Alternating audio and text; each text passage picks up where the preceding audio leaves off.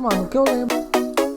Bora, galera, segundo episódio, Duas Ideias, um podcast. Mas eu acho que a chave foi justamente... Bora, galera, segundo episódio, Duas Ideias, um podcast. Com os hosts. É assim que fala, mano? Host. Os caras falando agora tudo em inglês. Host. Eu nem sei o que significa, mas eu sei que é nós que tá no comando aqui. É isso aí. Ângelo Ito, Toshio Nishimura. É isso aí. No comando da pegada hoje. Vamos lá. Galera, hoje a gente vai falar um pouquinho. O primeiro episódio a gente falou bastante, né? Sobre mim, como foi a infância, a chegada. Pô, vamos trocar ideia hoje com o Toshio Nishimura. Cara, Alex. Quem que é Alex, cara? Porque assim, Toshio Nishimura, quem tá aqui no Japão já conhece. Tanto o Toshio quanto o Nishimura. Acho que no Brasil também, o Toshio, acho que muita gente conhece. Sim. Mas e o Alex, cara? Porque quando eu falei, cara, Alex, quem que é Alex? E aí até cair na ideia de quem que era, demorou um pouquinho, né? Mas o personagem de hoje, essa é a persona que nós queremos falar um pouquinho no Duas Ideias do podcast. Alex. Quem que é Alex? Fala aí pra gente. Vamos lá. O Alex já vai entrar aí nessa parte da infância, que aí até meados dos 10, 12 anos. Na verdade, até o ensino médio, né? O pessoal me conhecia como Alex. Então, a chamada ali, eu era ou o primeiro ou o segundo. Então, era sempre o primeiro ou o segundo e sempre os professores me chamavam de Alex, conhecia como Alex. Só que em casa, né? Em casa, minha mãe e as minhas tias sempre me chamaram pelo segundo nome, que é o Toshio. Então, às vezes, eu fui crescendo, ouvindo na escola o Alex, né? Só que teve uma época lá que era tanto Toshio que, mano, eu até confundia. A professora chamava Alex e ficava lá, Alex, sou eu. Presente, né? Falava presente. E aí, já ali da adolescência para a fase adulta, já foi sempre Toshio, sempre me apresentando como Toshio. Lá no Brasil só tem uma pessoa só teve uma amiga só que eu trabalhei, que eu chamava ela pelo sobrenome, que é a Nicásio, e ela me chamava pelo meu sobrenome, que é Nishimura. Então aqui, no serviço, o pessoal me chama de Nishimura, mas o Alex aí, provavelmente você vai, se você esbarrar comigo aqui no Japão ou aí no Brasil, você vai me chamar de Alex, se eu não responder, você já peço perdão já se eu não responder, porque realmente eu não tenho o costume de usar esse primeiro nome, justamente porque em casa, né? Geralmente pega o nome que é em casa. Às vezes tem gente que tem apelido, né? Tem muita gente que tem apelido. Eu nunca tive nenhum apelido específico, foi mais o Toshio. Tanto que tinha gente que quando me conhecia, pensava que o Toshio era um apelido. Só que não. Era o segundo nome, eu sempre apresentei ele como o primeiro nome e aí pegou. Toshio, aqui no Japão ficou Toshio Nishimura. Rapaz, eu vou chamar só de Alex, porque o Alex é só pros íntimos. em casa o pessoal que é mais íntimo, os amigos, me chama de Ito, por causa do sobrenome. Mas no dia a dia é o Ângelo que é mais fácil, né? Não tem jeito. Mas e aí, como é que foi a infância do Alex, cara? Conta um pouquinho pra gente. Da onde que o Alex vem, pra onde que o Alex vai, qual que foi as loucuras de infância do Alex? Mano, então, a minha infância, ela foi uma infância tranquila, né? Tranquila, assim, entre aspas, porque eu perdi meu pai muito novo, tinha 2 anos e 6 meses, e perdi o meu pai, e meu pai ele não teve só eu de filho, teve um outro casamento, o primeiro casamento dele, ele teve mais 3 filhos, então eu sou o caçula por parte de pai, e por parte de mãe eu sou mais velho, minha mãe teve 2, né? Teve eu mais a minha irmã. E aí, a minha infância que eu lembro, cara, foi sempre ali com a minha mãe e com as minhas tias. Então, elas vieram ali, teve uma tia minha que veio lá do Ceará. Então, essa mistura, essa miscigenação ali, ó, de cearense com japonês, eis aqui, esse que vos fala aqui, ó. É o tamanho da caixa d'água, né? Mas, então, a lembrança que eu tenho da minha infância foi sempre essa, sempre de estar sempre com a família, sempre com as minhas tias ali, né, com as minhas primas. Então, pra você ver, de uma família que a maioria era mulher, aí até ali, acho que 18 anos, só tinha eu e mais um primo meu, né? O resto era tudo mulher. Então cresci rodeado de mulher, minhas tias, minhas primas. Então só tinha eu e um outro primo meu que era mais velho. Então é isso, mano. O que eu lembro assim da minha infância é essa parte ali, né? Sempre com as minhas tias, com os meus primos, com as minhas primas. Né? E aí o tempo foi passando, me formei. Apanhou bastante, mano, quando era criança, velho? Cara, apanhei porque que acontece? Eu tenho uma prima minha que ela é 2 anos mais nova que eu, que é a Júnia. E aí a gente brincava, né, mano? A gente brincava de casinha, às vezes brincava ali né, com boneca, ela de carrinho. E naquela época era normal, né? Não tinha esse Sim, negócio de sim. ficar, não pode isso, não pode aquilo. E a gente brincava bastante. Só que o que acontece, mano? Minha mãe, né? Como meu pai faleceu, aí o que aconteceu? Minha mãe, ela é feirante. Ela era feirante, ambulante, né? Então ela fazia compra lá em São Paulo para poder trazer e vender numa feira lá em Brasília, chamada Feira do Guará. E aí, mano, minha mãe viajava. Aí o que acontece? Tô lá brincando, aí eu ficava na casa da minha tia Lúcia, que é a mãe da Júnia. E aí a gente tá brincando, e aí a mãe vai puxar a sardinha sempre pra quê? Pro lado da filha, né, mano? E eu, pelo fato de eu ser homem, também, né? Por mais que fosse ali ainda moleque ali, 6, 7 anos ali, mas acabava às vezes, né, rolando aquele fight lá. E aí, mano, quando minha tia chegava, o chinelo cantava. Entendeu? O chinelo cantava e aí, ó, acabava que ficava na pior, né, mano? Saía por mal. Porque até minha mãe chegar e às vezes você é criança também, Ele moleque, já você passou a esquece, idade, né, mano? é. Você não, é muito difícil você guardar essas paradas assim no coração. Mas, assim, eu acredito que é uma qualidade para algumas pessoas, é um defeito, mas para mim eu acredito que é uma qualidade. Eu tenho uma facilidade muito grande de perdoar, de esquecer essas paradas assim, entendeu?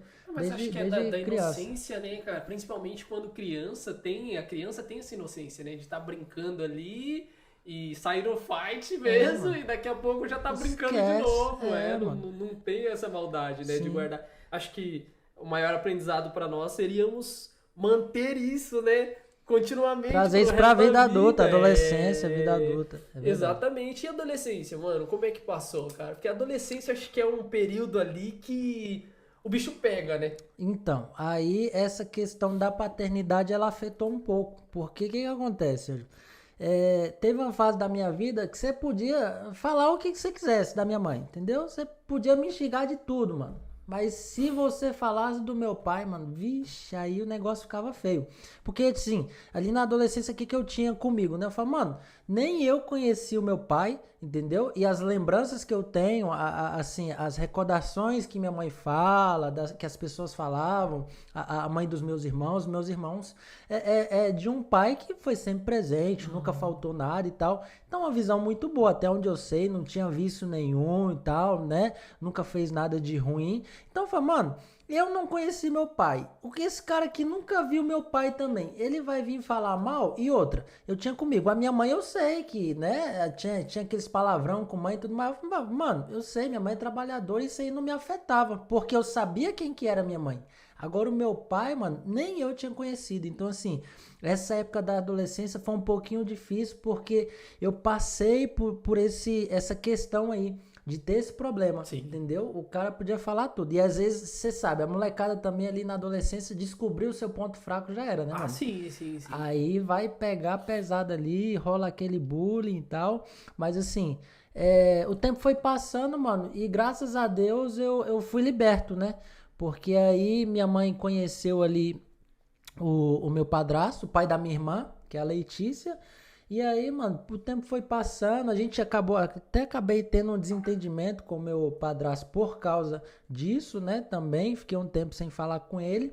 Mas, mano, passou-se o tempo, eu perdoei ele, reconheci a paternidade dele sobre a minha vida, mesmo ele não sendo cristão, né? Não sendo cristão protestante, sendo evangélico, mas eu reconheci a paternidade dele e aí, mano, mudou. A história da minha vida mudou, a forma com que eu lido hoje com a minha filha, né? Com a minha esposa, com a Keila, mudou. Eu senti que mudou. A partir daquele momento ali, mesmo antes de casar, mas eu senti uma diferença enorme, mano. Só pelo fato de eu pegar e reconhecer a paternidade, no caso do meu padrasto. Eu acho que hoje também, hoje em dia, a maioria das pessoas hoje tem tipo esse pé atrás, né? Com padrasto, com madrasta, que é ruim, que judia da criança. E o engraçado é o seguinte, é que o meu padrasto, mano, na verdade, quando ele chegou em casa, porque minha mãe, ela gostava de me corrigir, né? Bastante. E aí, o que acontece? Quando meu padrasto chegou em casa, mano, aí foi diminuindo as correções, assim, com cinto e tal, tudo mais. Porque ele falava pra minha mãe, ó, você conversa. Ele já tinha 3 filhos também nessa época, né? Já tinha 3 filhos mais velhos. E aí ele falava pra minha mãe, olha, conversa com ele. Porque você vai bater nele, você vai se desgastar, você pode machucar ele, se machucar, e se você conversar vai ser bem mais fácil de você resolver as coisas. Então, pra você ver, daí já mesmo ainda nessa época eu não tinha reconhecido, não tinha tanta admiração e respeito por ele, né? Mas o tempo foi passando e foi criando um carinho, foi que esse carinho se transformou em um amor e hoje, né, o Adilson, que é o pai da minha irmã, meu padrasto, hoje é meu pai também. Abraço, seu Adilson. Cara, isso é importantíssimo, ter uma referência, na verdade, paternal, né? Sim. Muito se fala disso, né? Da diferença que, às vezes, de não ter essa referência pra sua vida adulta faz, cara, uma falta gigantesca, né? Sim. Vai influenciar em todo o seu período adulto ali. Pois é, cara, então essa questão da paternidade influenciou bastante. Depois que eu reconheci isso, mudou realmente a minha forma com que eu vejo hoje em dia e como até me ajudou nessa questão da minha paternidade hoje com a Laura, né? É show de bola, você ter uma referência, né? Sim. Você precisa de um referencial, acho que pra tudo na vida você precisa de um referencial. E eu também acho importantíssimo isso.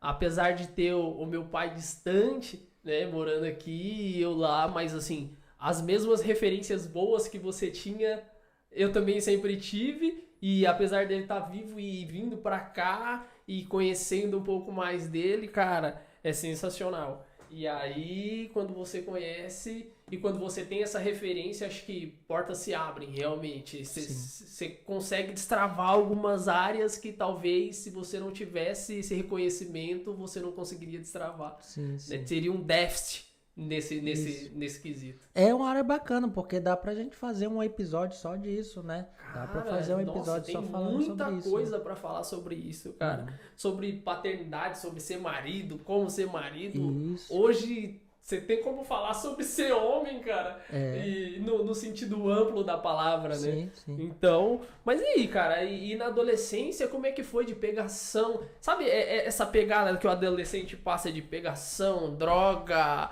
álcool? Como é que foi referente a isso na tua vida, cara? Mano, essa parte aí, como é que aconteceu, né? Como minha mãe ela era feirante, então teve uma época que ela abriu uma banca ali na feira, né? Saiu dessa parte da vendedora ambulante, né? Que por mais que ela fosse ambulante, ela tinha um ponto já. Ela trabalhou mais de 15 anos lá no mesmo ponto.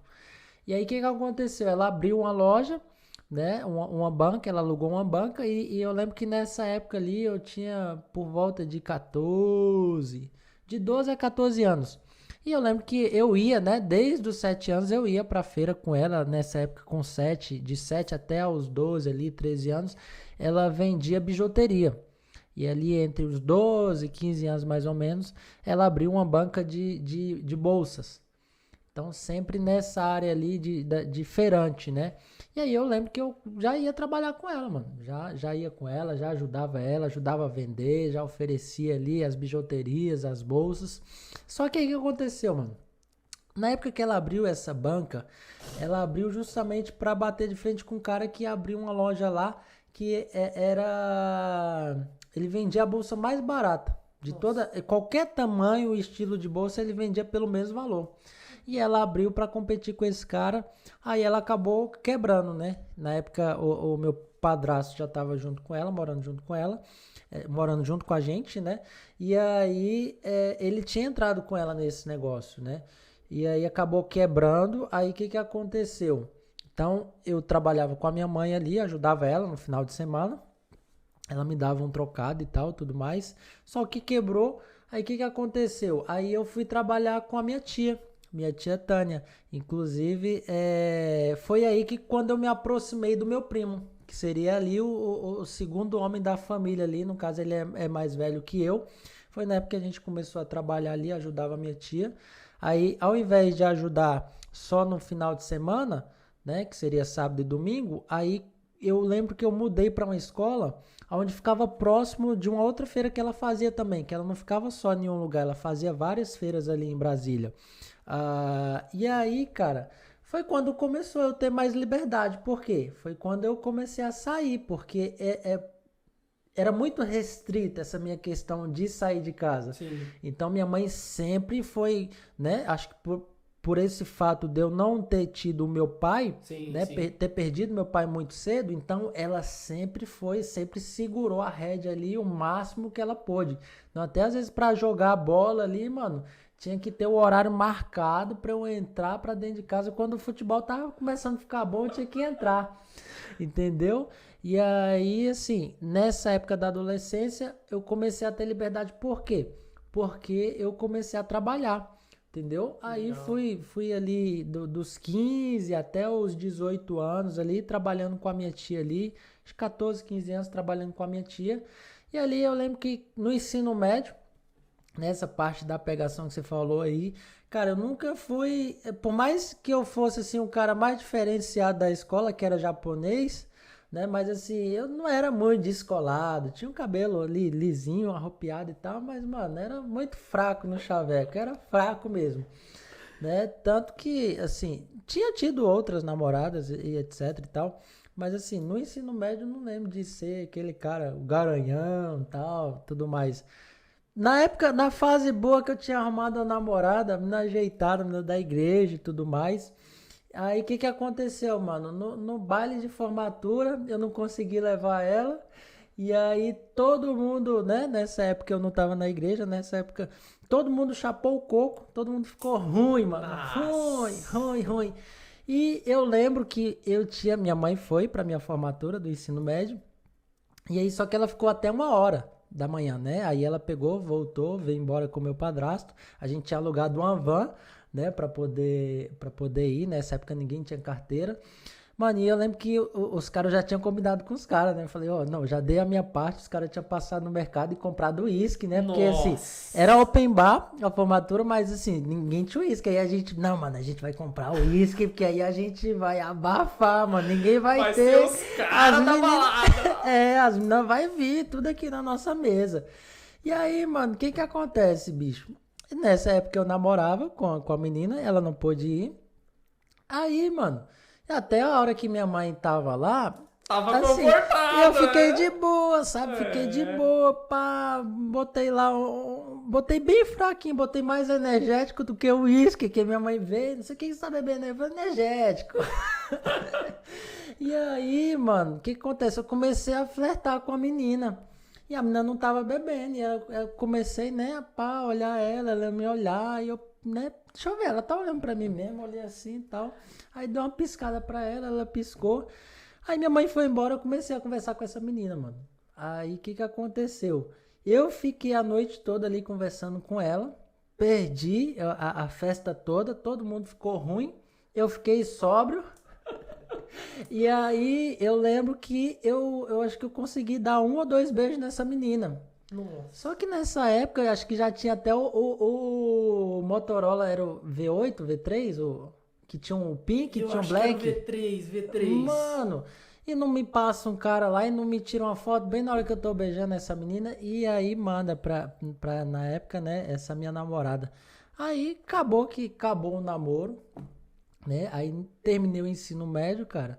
Comecei a trabalhar de fato com a minha tia durante a semana. Então, na semana eu tava ela tinha uma fábrica na casa dela, né? De bolsas. Então, durante a semana era eu, minha tia, era eu, meu primo, meu tio e mais 2 ajudantes lá fazendo bolsa.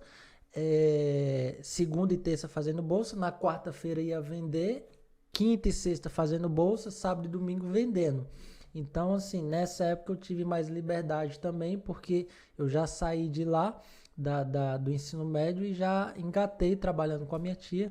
Foi quando comecei a ganhar um pouquinho mais, aí comecei a dar uns rolês com o meu primo, com o Marcos. E aí, assim, mas sempre eu que queria estar. Nunca foi ele assim, me incentivando, me chamando. Na verdade, eu penso assim, que ele nem gostava, porque eu era mais novo e eu lembro que a gente teve que falsificar, mano, a CNH. Meu Deus Ele do tinha uma céu. CNH lá vencida, mano. Aí sabe o que a gente fez?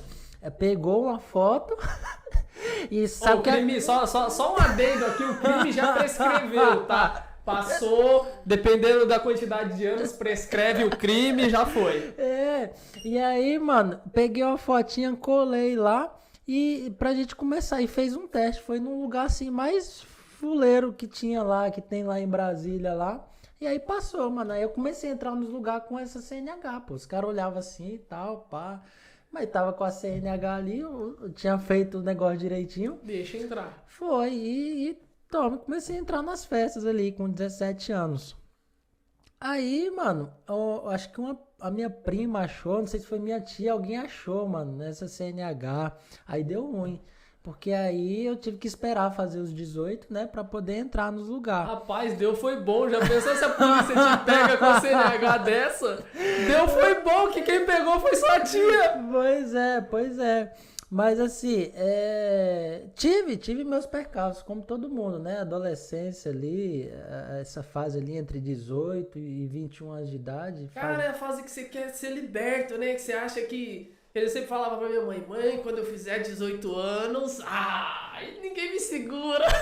A primeira coisa que eu fiz, mano, eu fiz 18 anos, no outro dia eu tava lá colocando brinco.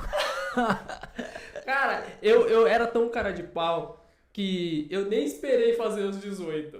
E eu já cheguei furado, já cheguei e não foi nem, tipo, foi na farmácia, nada. Tava com uma amiga no quinto andar, trouxeram um gelinho, coloquei um gelinho na orelha, veio com a agulha, furou, já colocou um brinquinho lá sem vergonha. Nossa, a orelha inflamou um monte de vez, quase querendo cair.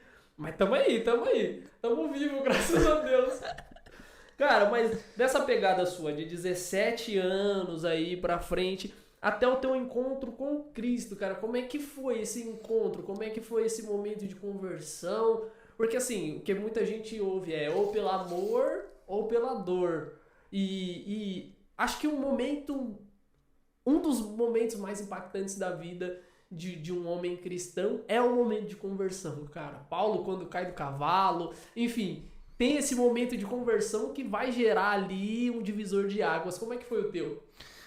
Então, acho que assim como você, a minha família é católica, né? Não venho de um berço cristão protestante, no caso evangélicos, né? Então, assim, minha família, como a parte materna da minha família é nordestina, então nordestino você sabe que é muito fervoroso, né? É a pegada ali, minha avó até hoje, padim, padiciço, né? Mãezinha pra cá, mãezinha pra lá, eu até brinco com ela, falo assim, não, avó, pode deixar, peça só pra Deus só pra Jesus. E aí assim, fica naquela resenha, né? Mas você vê que é algo também que é difícil você ver hoje em dia. A fé dessas pessoas, né? Eu conheço alguns amigos que são missionários ali no sertão, ali no Nordeste ali, e eles falam que é difícil, né? Às vezes levar a palavra e tal, porque eles já têm a crença deles, já têm o credo deles. Mas enfim, só que o que acontece? Pro lado da parte da minha parte paterna, que no caso são os meus irmãos, eles sempre foram evangélicos, né? E aí eu tenho uma irmã, tenho um cunhado que são pastores. E aí eu lembro que ela falava, ela sempre orava. Teve uma época que eu fui mais frequente, onde eu tive mesmo verdadeiramente esse encontro com Deus, assim, conheci Deus de verdade, foi ali, né? Teve os primeiros passos, foi ali com ela, foi ali com o meu cunhado, né? E com o pessoal da igreja deles ali. Foi aonde eu tive esse contato maior. Eu lembro que eu cheguei a batizar, eu não estava 100% firme, mas eu lembro que no meu batismo eu tinha uma namorada na época, a gente tinha ido para um retiro, até lá da igreja da minha irmã, e aí o meu cunhado, ele fez o apelo, né? Ele eu já tinha feito o discipulado com a galera que ia batizar, mas ele fez o apelo, né? Ele fez o apelo. Tem aqui alguém hoje que quer retornar, quer aceitar o Senhor e quer batizar? E aí, mano, eu lembro que eu peguei e eu tava ali, fui, né, assim, quebrantado, teve o meu espírito quebrantado e eu levantei minha mão e eu fui lá e batizei. E por isso que eu acho que eu não tenho foto do meu batismo, que geralmente sempre, né, quando você faz, todas as igrejas fazem, às vezes guarda, tira foto, registra, manda pra pessoa, né? Nessa época também acho que ainda tinha o Orkut, mas eu não me recordo de ter uma foto minha do meu batismo. Eu lembro que foi nessa época que eu tava com essa, que eu tinha essa namorada, que a gente foi para esse retiro, que foi onde eu batizei. Só que o que aconteceu? Eu não tinha tanta frequência na igreja. Então, assim, como minha irmã morava um pouco longe, dava uns 25 quilômetros, e na época eu não tinha carro, então eu tinha que pegar ônibus para poder ir para a igreja, tinha que caminhar ainda, pegava um ônibus, aí tinha que caminhar ainda de 10 a 20 minutos, dependendo, né? Ou alguém me buscar na parada. E aí, no comecinho você tem aquela regularidade e tal, mas o tempo vai passando, aí você falta um culto. Aí quando você vai ver, você tá faltando um mês inteiro. Quando você vai ver, você passa 2, 3, 6 meses sem ir na igreja. Aí eu acho que teve uma influência para eu caminhar mais para esse lado, para essa época, né? Que a gente, assim, não me orgulho, não é algo que me orgulha, mas que dessa curtição, dessa pegação, né? E aí, cara, foi assim. Eu lembro que foi assim chamou na chincha mesmo. Meu cara chamou na chincha ali. Eu falei, mano, vou aceitar Jesus. Mas o primeiro ali, culto, assim, seu, assim, o que foi? Foi um amigo que chamou? Porque, assim, cara, no meu caso, minha tia já tinha me convidado pra ir. Mas quando minha tia convidou, não gerou um interesse, assim, não gerou algo que falasse, cara, eu vou. Né? Nem em consideração a ela, por mais que eu a considere muito. Mas, assim, eu lembro que eu passava, o ônibus que eu pegava passava de frente à igreja, e aí a igreja sempre tinha bexigas, luzes, tinha um monte de coisa, e aquilo me chamava atenção. Eu via que tinha muitos jovens e me gerou uma curiosidade. Eu fui atraído, né? Então isso que me atraiu de falar, cara, eu quero conhecer, qualquer dia eu quero vir aqui. Como é que foi o teu primeiro culto? O que te fez ir? Foram o teu cunhado, a tua irmã, foi referente a essa essência mesmo? Sim, porque o que acontece?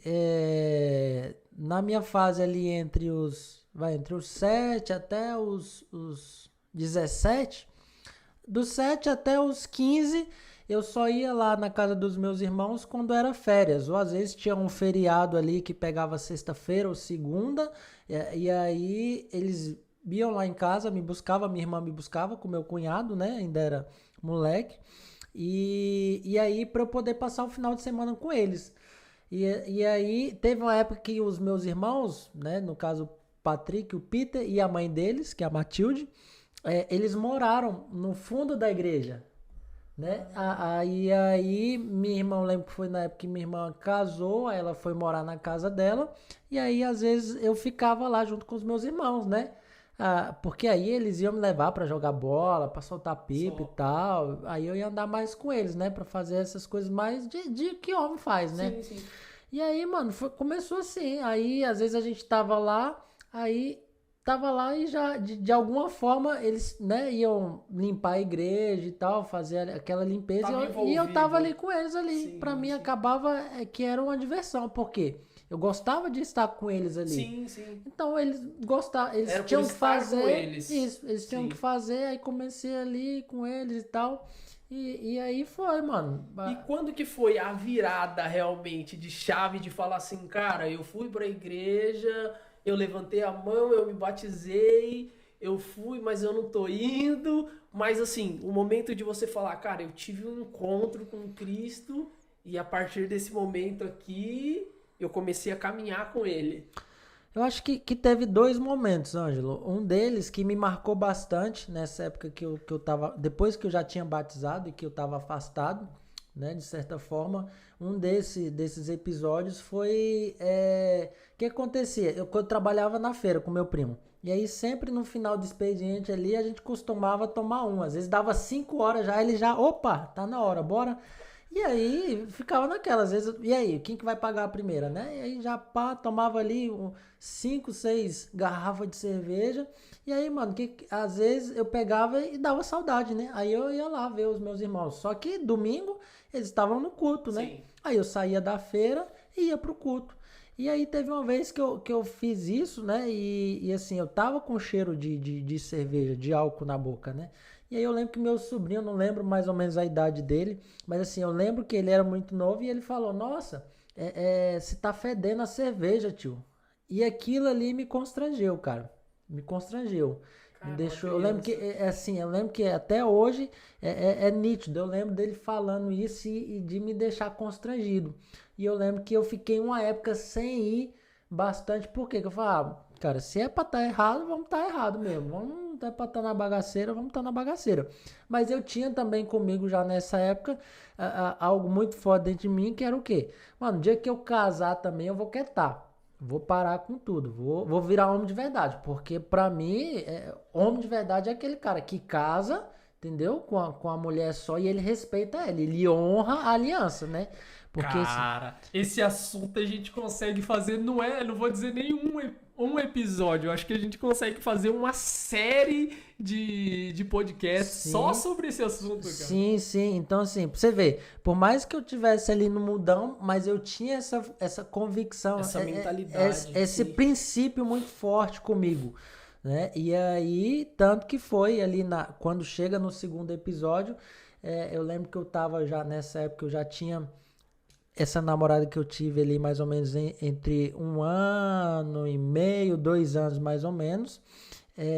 Eu tinha terminado com ela. E aí eu lembro que eu fui pro culto, né? Acho que nesse culto eu tava lá, tava na parte do louvor. E essa segunda parte que mexeu mais comigo foi justamente estar ali no louvor. E aí eu comecei a chorar, cara. Eu lembro que eu comecei a chorar de mãos levantadas ali e o Senhor ministrando no meu coração essa questão de voltar, né, para os caminhos do Senhor e tudo mais. Não era a mensagem não era sobre o filho pródigo, mas lembrava muito essa parábola do filho pródigo, né, dessa questão dele estar voltando para casa. E eu lembro que eu chorei muito. E eu nunca tinha chorado daquele jeito, Anjo, na igreja, cara. Então, assim, foi algo cara, eu fiquei assim, de cara porque eu não conseguia controlar. Não sei se você já passou por isso. Mano, não conseguia controlar e eu chorava e gritava aos prantos mesmo. E eu não sei se eu comecei a pular, não sei o que aconteceu, cara. Que quando eu abri o olho, que eu acho que eu voltei, eu não fiquei possesso, não, tá? Não manifestou nem o demônio, não. Mas assim, quando eu abri os olhos, cara, assim, eu lembro que a memória que eu tenho é que eu fechei, eu tava de boa, e quando eu abri os olhos, cara, eu acho que eu tava suado, que eu tava com a jaqueta, e assim, eu lembro de estar com a cara assim, toda, né, aquele catarrão escorrendo assim, e umas 3 ou 4 pessoas assim, o meu cunhado, acho que mais 2 pastores ali em volta de mim, orando, e, mano, isso mexeu muito comigo. Eu acho que a virada de chave começou ali. Começou ali porque eu lembro que foi assim, não é fácil também, né? Você sair, você largar tudo de uma vez. Mas eu lembro que foi uma forma gradativa, de forma Sim. gradativa, a partir daquele momento ali, é o que eu me lembro, assim. Aí foi, as coisas começaram a ir acontecendo, né? Gradativamente. Então, eu parei de sair mais, tentei frequentar o máximo possível, de ir aos cultos o máximo possível, o máximo que eu conseguia. E aí, cara, eu lembro que quando eu peguei, eu decidi mesmo. Falei, não, vou quietar, vou parar. Foi um choque, assim, pros meus amigos, eles não estavam acreditando. Porque, cara, eu cheguei ao ponto de, com acho que 21, 22 anos, cara, de beber, assim, de segunda a segunda. Nossa. E assim, eu dizia que não era alcoólatra. E Ah, pra não, mas quem é viciado nunca diz que é viciado. Sempre tem aquele discurso. Cara, eu paro quando eu quero. Não, e hoje eu olho assim, era de segunda a segunda, cara, não podia ter qualquer, não tinha mais desculpa, mano. Era tipo assim, mano, deu vontade, vou tomar um, vou beber, mano, entendeu? E aí, assim, quando eu decidi parar, eu lembro que uma das últimas vezes que eu bebi mesmo, né, antes de conhecer a Keila, eu peguei e aí eu tava indo pra igreja, e aí eu comecei a ficar com a menina bem mais nova, né, na época. E aí eu acabei me apaixonando por ela, cara. Eita. Entendeu? E a menina bem mais nova e tal. E aí essa menina acabou. Aí eu fui, né, pedir ela em namoro e aí ela me deu fora. Né? Me deu aquele fora e eu já me achando o garanhão ali. Acho que tava Achou que tava no papo, a com menininha mais 21 nova. anos, menina 17 anos, 16, 17 anos. Eu falei, caramba, e aí deu um baque. Eu lembro que eu peguei, foi uma das últimas vezes que eu bebi, que eu peguei e fui pra um bar e aí eu tomei até 2 litrão. E aí, cara, eu bebi e aí eu falei, mano, eu não me lembro de ter feito uma oração, assim, pra ser bem sério contigo. O que eu me lembro é que eu falei, mano, eu vou parar. Eu vou dar um jeito na minha vida e agora vamos ver se vai caminhar mesmo. Se é como o pessoal fala que é, né? Se vai melhorar, entendeu? Quase um teste com Deus. Falou, não, vamos lá Foi fazer um um teste. teste, Eu não vamos fiz a ver. oração, não botei ele à prova, não. Mas eu falei, mano, vamos quietar agora. Vamos ver se eu quietar agora, se eu sossegar o facho, se vai dar certo. E aí, nesse meio termo, foi quando eu conheci a Keila, ali por volta de 2013, né? Eu conheci ela e aí, cara, foi engraçado, porque aí foi o meu retorno coincidiu, o meu retorno para a igreja coincidiu. Aí o que aconteceu, Anjo? O pessoal pensou que o fato de eu ter conhecido a Keila, ela tava botando rédea pra mim, né? Ah, sim. E aí, só que assim, desde o começo do nosso relacionamento, ela nunca falou assim, olha, você não vai beber, olha, você não isso, você não aquilo, tem que fazer isso, aquilo. Até porque não adianta, né? Não adianta, acho que até pior, né? Eu Assim, acho que não talvez adianta. até deveria ter, se isso tivesse acontecido, talvez teria sido pior. Porque sei lá, né? Parece que É o proibido, né? O cara fala assim, não, é proibido. Não, peraí. tipo, e Ah, outra, ainda mais você vem, mano. Você vem do mundo e fala, mano, nunca. Mulher nenhuma botou rédea em mim, não sei o quê. não vai ser agora. E assim, eu lembro que minha última ex-namorada, mano, ela sofreu na minha mão, porque, cara, eu era o cara mulherengo, entendeu? E aí, assim, mas graças a Deus tive a oportunidade de pedir perdão pra ela, né? Aqui no Japão já, o senhor me constrangeu bastante, eu falei com aquela, e assim, a única vez, cara, a única vez que aquela me arrochou mesmo foi porque eu terminei com essa menina, com essa minha ex-namorada, só que eu mantinha o contato, mano. Ela me ligava, eu tinha o número dela, ela tinha o meu número, ela me ligava. Às vezes eu saía eu comecei a namorar com aquela e eu fiquei mais ou menos um mês conversando com ela, né? Assim, por telefone. Saía da igreja, aquela me deixava em casa, porque a irmã dela tinha carro e me deixava em casa. Aí eu pegava e ia ligar pra essa outra menina, mano. Aí, Ai, aí teve uma vez que é, a Keila, eu tinha ido pra casa da outra irmã da Keila, né? Da minha cunhada. Que na época não era minha cunhada. E a gente jantou lá e tava conversando. E aí o que aconteceu? A menina ligou. Aí a Keila viu. E mulher, mano, mulher é fogo, né? Aí ela falou, quem que é? Eu falei, não, não é ninguém não. Ela falou, como assim, não é o ninguém? telefone toque não é Meia-noite, 1 hora da ninguém. manhã, quem tá te ligando com voz de mulher? Eu tentei baixar e tal o áudio, mas não deu, né? E aí ela foi a única vez que ela pegou e falou, olha, deu ultimato mesmo, falou, ó, se você quiser continuar comigo, você vai pegar, você vai ligar pra ela e vai pedir pra ela não te retornar mais. E ali foi a única vez mesmo que ela me arrochou. E assim, foi bom por quê? Porque eu tinha que me posicionar. Eu ainda não tinha muito essa visão que eu tenho hoje sobre sacerdote, sobre realmente como o homem deve se portar, Sim, né, e sim. tal. E eu acredito que isso daí, no começo do nosso relacionamento, foi bom, porque eu acabei me posicionando e aí isso ajudou. Ah, não, acho que faz parte da construção, né? Até porque, como você disse, que tava começando a retornar à igreja, tava começando o relacionamento, então eu acho que é uma construção, muita coisa a gente vai construindo no caminho, né? Até mesmo em questão de relacionamento, né? Mas acho que é importante também essa clareza, né? Dela chegar e falar pra você e de você também ter o posicionamento, porque não adianta ela falar pra você e você não se posicionar. Né? Não, mas e assim, foi engraçado porque eu falei aí, tipo, como eu já tinha dentro de mim essa questão assim também de, mano, quando eu entrar num relacionamento sério agora, eu vou me portar diferente, e até pelo fato de eu saber que ela era cristã, né? Aí isso também mexeu muito com o meu psicológico, né, mano? Que eu falei, mano, não posso pisar na bola aqui, não posso vacilar, sim. né? Então, assim, foi a gente pegou e teve um namoro cristão, né? A gente tentou ter um namoro sem um beijo na boca, mas tentou fazer a corte, mas não houve a corte, mas graças a Deus eu consegui me resguardar durante esse período, né, de 2 anos, que foi o período de namoro, noivado até o casamento. Pô, eu sei que esse não é o tema do podcast, mas, pô, o pessoal tá assistindo, você tocou num ponto, cara, que eu vou ter que te perguntar. Pô, dá dica pra galera, qual que é a chave, porque, tipo, a galera tá namorando, e o pastor Cláudio Duarte fala muito isso. Cara, hormônio não se converte. Hormônio não levanta a mão, não aceita Jesus. Então tá namorando. Pô, como é que faz pra manter 2 anos um relacionamento sem cair, sem pecar, sem para aquilo que nós entendemos, segundo a palavra, não fornicar e não fazer o que é errado? Cara, é a única coisa, a única dica, não ficar sozinho, momento nenhum. Isso acho que desde o começo do namoro a gente tinha muito claro.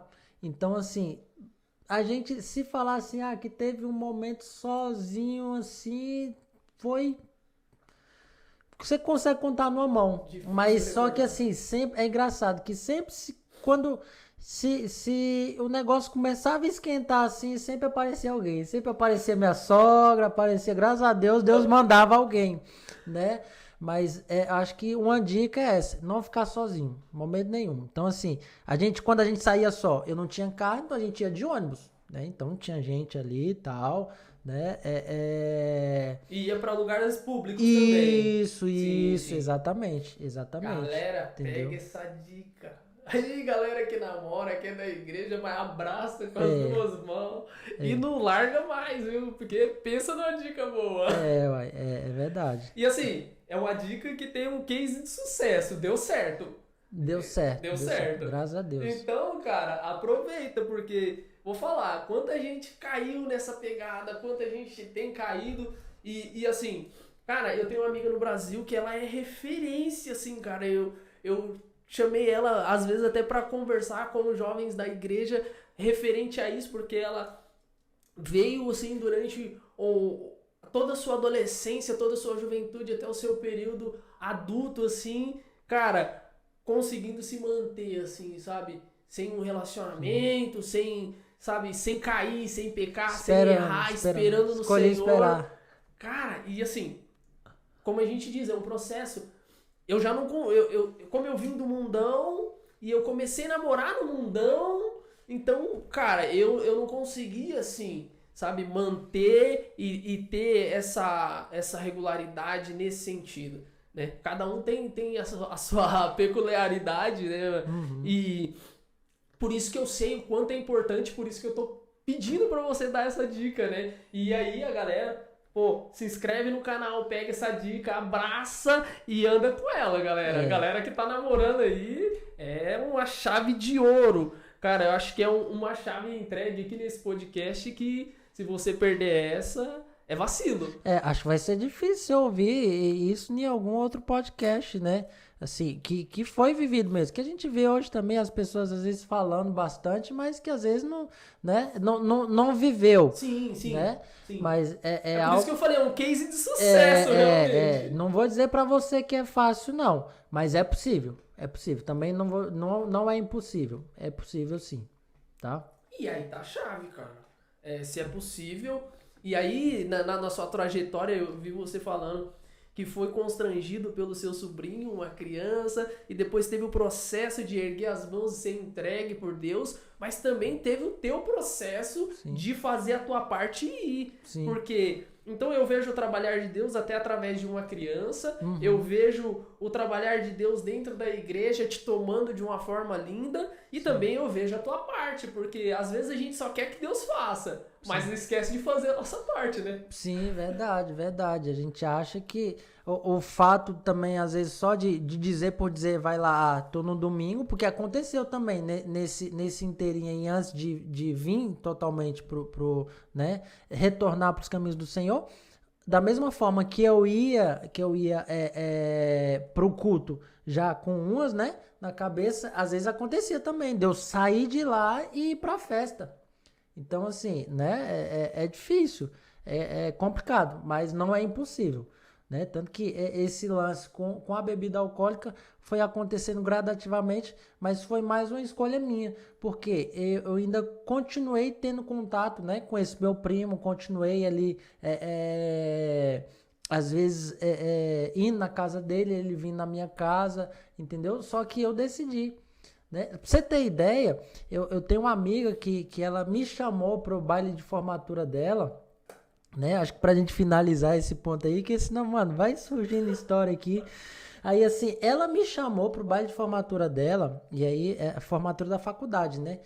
Aí ela me chamou, cara, e só porque, pra você ter ideia do tanto que eu bebi, ela falou, não, eu vou te chamar porque pra você dar prejuízo. Porque além de eu beber, eu comia bastante. Nossa. Então ela falou, não, esse eu tenho certeza Esse é que do vai ser bem pago, esse ingresso aqui vai ser bem pago, entendeu? Então ela tinha a oportunidade de levar alguém da família dela e pra você ver, ela escolheu me levar. E aí só que eu lembro que nessa época eu já tinha, né, já tava ali na igreja, já tava me consertando, já parando de beber. E aí eu peguei e falei pra ela, falei, olha Fátima, inclusive ela foi até minha madrinha de casamento. Falei, olha Fátima, eu lembro que você me chamou, né, e você falou pra mim, tinha deixado claro que ia me chamar porque pra eu dar prejuízo. Só que o que acontece? Eu parei de beber. E aí, se você quiser chamar a Cristina, que era uma amiga dela, acabou se tornando amiga minha também, que também quando a gente se juntava e tirava o racha, eu e a Cristina. E aí, ela é corintiana, mano. Vai, Corinthians! Sei por que, pra você ver, ó, desde lá do Brasil. Boa, Cristina! Então, assim, aí eu falei pra ela, Fátima, ó, se você quiser chamar a Cristina, pode chamar, viu? Porque eu parei de beber. Aí ela falou, não, imagina, eu falei aquilo, mas assim, se você quiser ir, vai ser até bom, porque aí a gente pode beber e você pode trazer o carro, então, pra gente? Amigo da vez. Amigo da vez. Eu falei, não, tranquilo, fechou então, mas se você quiser, pode falar com fulano e aí fica à vontade, viu? Não tem problema nenhum. Só que aí eu acabei indo e eu acho que foi uma das provas finais que eu tive ali de poder ser liberto. Por quê? Conversão realmente. Porque ali, Ângelo, não tinha ninguém. Assim, tinham eles, né? Que é os meus amigos, a Fátima, o Lenildo, o marido dela, os filhos dela, que, nossa, pra mim são igual o irmão, né? Que é o Gabriel, a Laís, e a Raquel. E aí, assim, cara, mano, eu peguei. E eu falei, mano, é uma decisão mesmo que eu tenho que tomar aqui. E eu acho que foi uma das minhas provas finais, porque acho que dali em diante eu não me lembro mais, assim, de ter bebido, de chegar assim, chapar o coco, até me pegar uma latinha e falar assim, vou beber uma cerveja que deu vontade. Não me lembro, acho que foi uma das provas finais, acho que também que Deus fez comigo. A prova de fogo. Foi. A prova de fogo foi aprovado. Foi aprovado. Show de bola. E, cara, pra gente quase que concluir esse podcast, desse momento aí, cara, eu sei que ainda vai ter muito pra falar dessas coisas, a gente vai passar um pouco do tempo e não tem problema porque a gente não tem essa restrição de horário, mas desse momento até o casamento e a decisão de vir pra cá, como é que tudo aconteceu?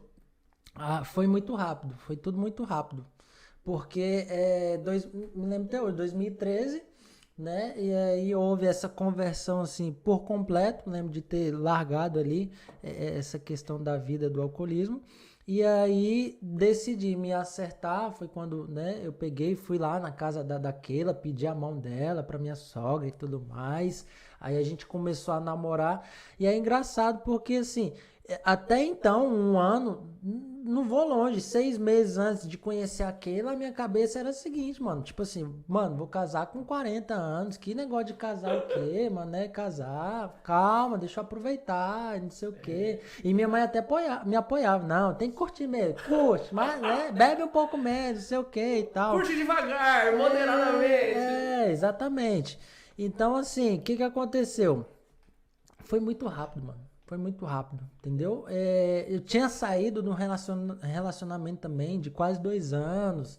E aí, mano, foi namoro, noivado, casamento, foi 2 anos. Então, 1 ano de namoro, 1 ano de noivado, com 1 ano de casamento. Mesmo Então, período nosso. me casei em 2015. 2015. Aí, nesse processo aí, de 2015 até 2018, que foi quando a gente veio, eu lembro que eu comecei a trabalhar com o irmão dela na Wizard. Ele era meu gerente. E aí isso facilitou. Porque aí que acontece? As companhias que eu tinha, assim, pra ir pro frevo e tal, como que eu vi? Né? Eu vi que o senhor estava me presenteando com pessoas que iriam me levar ali, que iriam me Um firmar novo ali. ciclo de pessoas. Exatamente. Sim, E eu sim. me firmar ali nessa questão da igreja, né? E aí foi quando eu conheci os meus cunhados, de verdade, né? De poder trabalhar, de conviver com eles, ter o exemplo deles também, da vida cristã deles. Então, assim, hoje para mim é referência. Eu tenho um cunhado meu que é referência para mim quando fala de oração. Se hoje eu gosto de oração do jeito que eu gosto, é por causa do Micael. Eu aprendi a orar com esse cara, Boa, né? Mikael. Hoje, se eu sou metade do homem que eu sou, parte também tem da vida do Miqueias, que eu vivi ali, Boa, Miquel. trabalhei ali mais ou menos 4 anos com eles, então, com ele, e aí assim, mano, foi vendo o dia a dia desses caras, dessas pessoas assim, que eu fui tendo uma referência. Por quê? Até porque na minha família, minha mãe segue hoje sendo católica, segue indo às missas e tudo mais. E ela aceitou, assim, aceitou, né? Porque eu falei pra ela, a senhora escolhe, né? Ou eu fico aqui de boa, ou eu volto pra vida que eu tava. Aí ela pegou e falou, não, então fica de boa aí. Então, assim, não tive, graças a Deus, não tive problema também em relação à minha família nessa questão, Sim, né, sim. da vida cristã.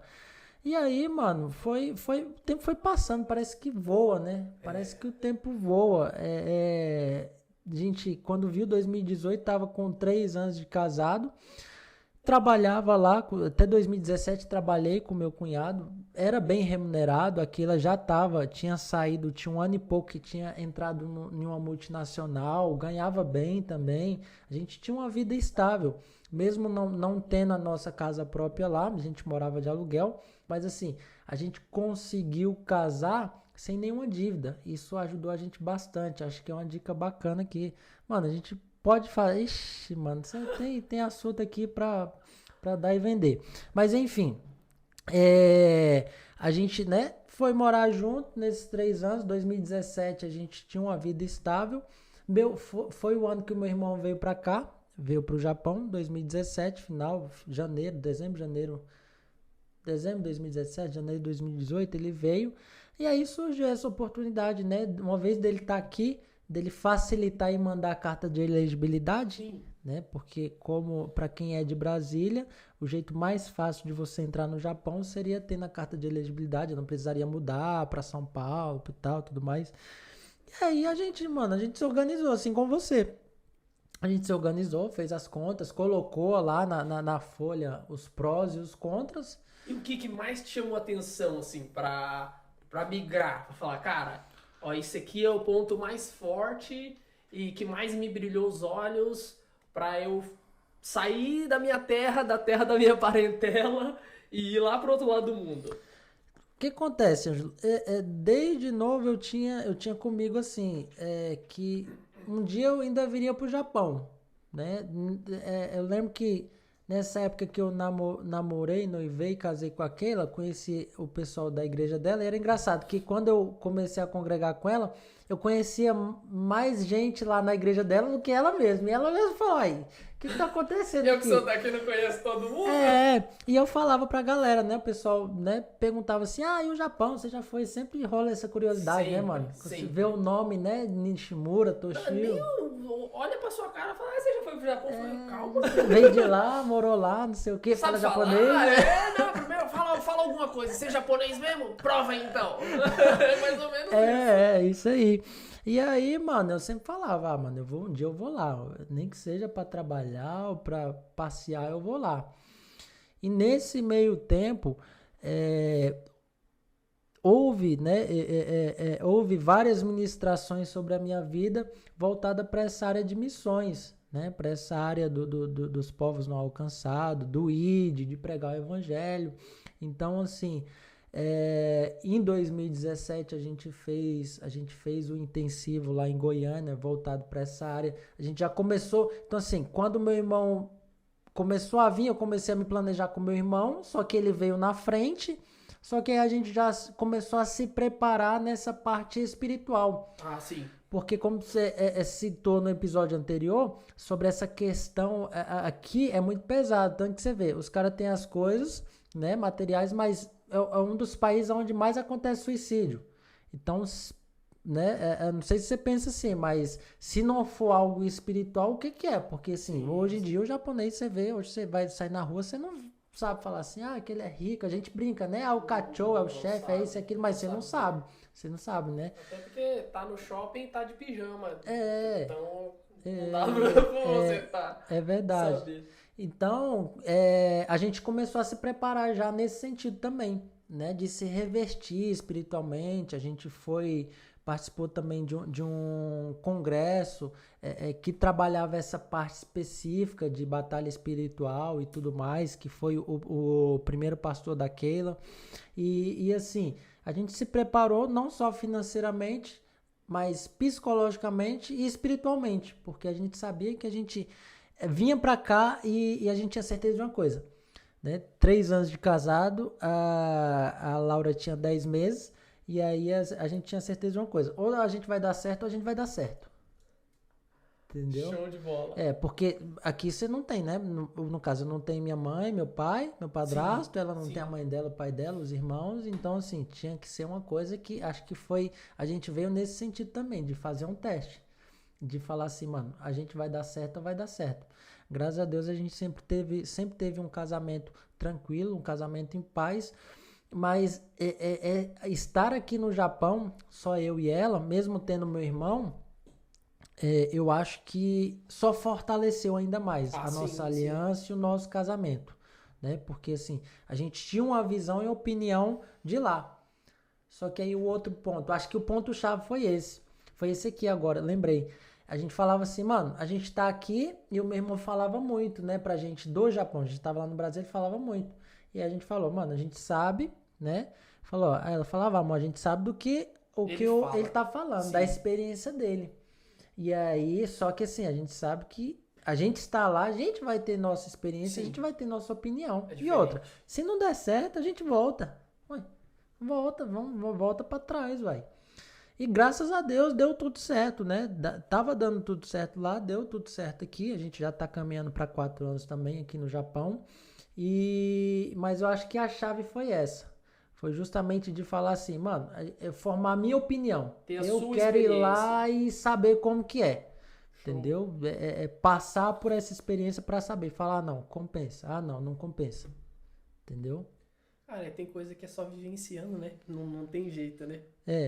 Às vezes a gente tenta explicar Cristo, a gente tenta explicar uma experiência com Deus, a gente tenta explicar, cara, vem pra igreja, faz isso, faz aquilo, mas é o que vai dizer a palavra. Nós encontramos o Cristo. Você quer saber? Vem ver. Não dá pra você contar pra pessoa e ela conseguir vivenciar essa experiência, né? Tem coisas que tem que viver, né? Sim, não tem verdade, jeito. Verdade. Cara, show de bola, show de bola. E o que mais aí, cara? Você tá aí vislumbrando nesse Japão? O que você vê de diferente? Quais são as oportunidades? O que mais te encanta aqui? Fala um pouquinho aí da tua visão aqui do Nihon. O que você achou hoje tendo a tua experiência, não sendo mais a visão do teu irmão? O que eu vi nesses 3 anos aqui, você chega, você fica apaixonado, tudo é novo e tudo, né? E vai e vem e vamos embora. Mas assim, eu acho que o que mais chama a minha atenção é justamente um ponto que você falou sobre essa questão de ter, mas não, né? Como você explicou no outro episódio também, não é o ter, mas você poder ter e usufruir. Isso me chamou a atenção também.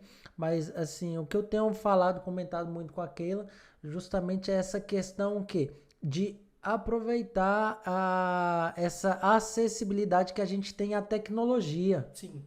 Então, eu comecei no último ano a ler bastante, né? E aí ter acesso às informações. E aí, mano, né? Foi como que surgiu a ideia do Duas Ideias, né? Duas Ideias e um podcast. A ideia desse podcast é justamente sobre essa questão de você ter acesso às coisas e você...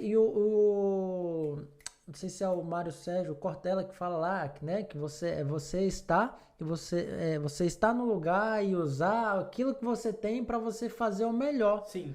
Né? E, mano, eu acho que se a gente tem acesso a tantas coisas, a tecnologia, etc., eu acho que a gente chegou a hora da gente justamente aproveitar isso. Sim.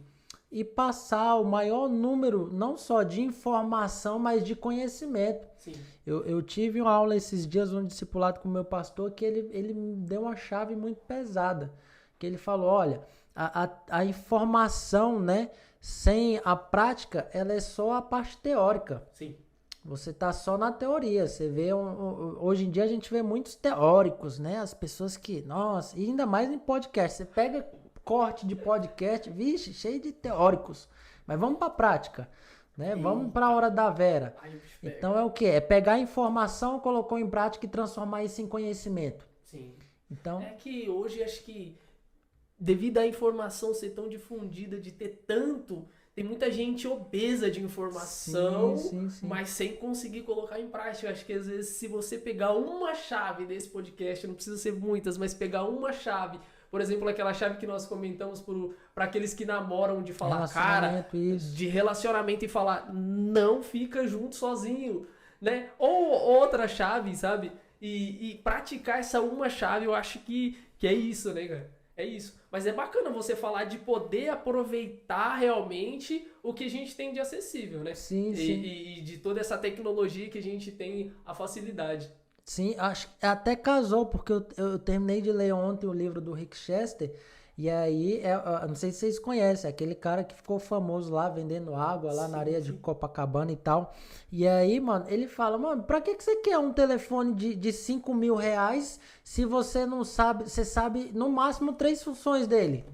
Você vai usar no máximo 3 aplicativos ali dele, entendeu? E aí eu falei, caramba, bicho, é isso aqui mesmo, mano, é isso aqui. Eu acho que o que tá acontecendo comigo, com o Ângelo, com a gente, hoje está aqui com vocês, é justamente essa metanoia, né? É você ter acesso às informações, aos livros, à tecnologia, tudo, né? E colocar isso em prática. Isso. Porque o celular, ele sai com todas aquelas funções e você nem usou aquelas funções, você nem sabe, e já saiu um novo e você já quer o novo, mas você nem usou o outro direito. Sim. Cara, show de bola. E eu acho que essa é a nossa função aqui, e entender um pouquinho mais o que a gente pode usufruir e o que a gente pode dar, né?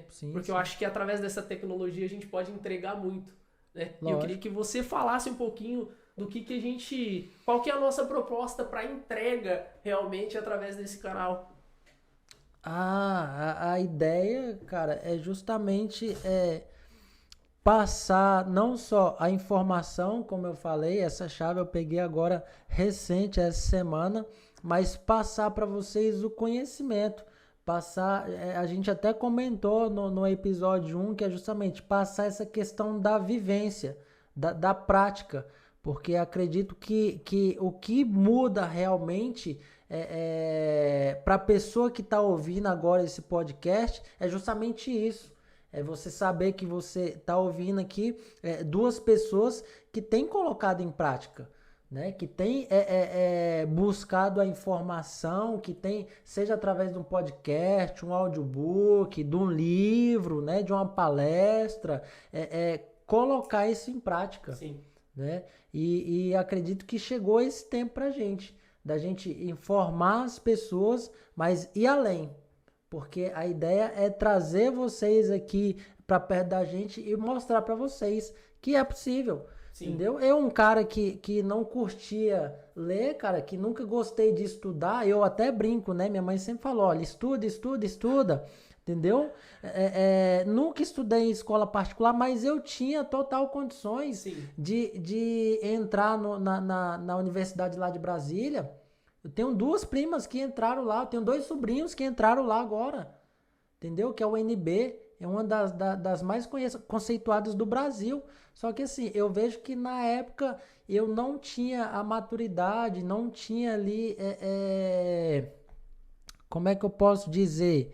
A expertise que você vai adquirindo ao longo da vida, né? E aí, cara, a ideia é essa, mano, é mostrar pra vocês que eu acho que a educação, a informação, é você estar do outro lado do mundo e você aproveitar tudo que tem acesso, que você tem acesso e mostrar para outras pessoas que você pode mudar. Eu acho que assim, não adianta nada eu querer mudar as pessoas e mudar o mundo se eu não mudar. Então, você que tem me acompanhado nesse último ano aí, talvez você possa até falar para as pessoas, mas assim, não me faltando a modéstia, né? Mas assim, eu acredito que eu mudei bastante nesse último ano. Eu mudei bastante através dessa busca e desse conhecimento através dos livros, né? E a ideia é justamente essa. Cara, eu acho que uma frase praticamente pra gente estar concluindo cara, ninguém é tão grande que não possa aprender e ninguém é tão pequeno que não possa ensinar. Sim. Então, acho que fica uma troca aqui nossa, sua para comigo e junto com os telespectadores, com quem tiver aí. Cara, e pra finalizar, pô, faz um chamado aí pra galera vir assistir. Eu vim só anotando aqui e eu anotei só no finalzinho os nomes que você citou, cara. Fátima, Júnia, Cristina, vai Corinthians, Cristina, Lenildo, Gabriel, Laís, Raquel, Micael, Miqueias. Cara, quanta gente que tem aí e que vai estar agregando com a gente, vai estar assistindo a gente. E se cada um desses chamar mais 10, cara, a gente vira uma comunidade enorme pra trocar ideia, pra, sei lá, fortalecer e passar uma mensagem aí de motivação, de fé, de edificação. Chama essa galera aí pra estar com a gente. É isso aí, pessoal. O convite está feito já pelo Ângelo, né? Se inscreva no canal, tá? Ative as notificações aí, compartilhe com o maior número de pessoas possíveis. A gente sabe que o YouTube, ele tem o algoritmo que ele reconhece, né? Quando você compartilha aí, quando você dá o like, quando você comenta, quando você se inscreve, que esse material que está sendo produzido aqui é um material relevante. E nós queremos continuar produzindo esse material aqui para vocês. Queremos trazer aqui alguns amigos aqui também para falar de outros temas também. E é isso aí, pessoal. Se inscreva, compartilha e vamos deixa embora. o seu comentário aí, se tem algum tema específico que você queira conhecer aqui do Japão, talvez que a gente possa falar, ou qualquer outro tema que você possa sugerir pra gente. Nós também estamos no Instagram, né? Já fala pra eles aí qual que é o nosso Instagram, para que eles possam também nos seguir lá nessa página. É isso aí, @2ideias. Aí o 2 você vai colocar em numeral. 2 ideias e um podcast. Show de bola. E lá a gente vai colocar novidades também, fotos daqui do Japão, que eu acho que é bacana, né? Pro pessoal conhecer um pouquinho mais. Dá pra gente fazer uma interação legal. Então já segue a gente lá no Instagram, já se inscreve aí no canal, já deixa a sua mensagem aí, o seu like, já coloca aí qual que é a sua sugestão para os nossos próximos... De onde você tá assistindo, né? Exatamente, cara. Vamos interagir porque acho que, na verdade, o que a gente quer fazer é uma construção, é uma troca, é poder passar algo para vocês e do lado de cá também receber algo de vocês, que é um like, que é, poxa, gostei, cara, vocês podiam falar sobre isso e que vai estar nos incentivando a gravar cada dia mais e fazer mais conteúdo pra vocês. Isso, e se tiver algum assunto que a gente passou rápido demais aí, que você quer um episódio só dele, ou ali uns 10, 20 minutos, 30 minutos falando de um assunto específico, a gente pode bolar também. A gente está aberto aqui às opiniões, né, às sugestões de vocês, pra gente produzir o conteúdo que vai satisfazer vocês. Sim, que vai edificar, né? E, na verdade, a gente passou por alguns, né? Como o relacionamento cristão, desde o namoro até o casamento, ao que realmente é ser homem. Cara, tem muito conteúdo pra gente estar falando, mas a gente quer ouvir vocês, entender aí o que tá sendo relevante pra você ouvir, o que vai te edificar e o que, sei lá, às vezes vai te dar uma chave que vai fazer uma virada na sua vida. É isso daí. Então, obrigado aí, Ângelo. Valeu, tamo junto. E até o próximo episódio. É nóis.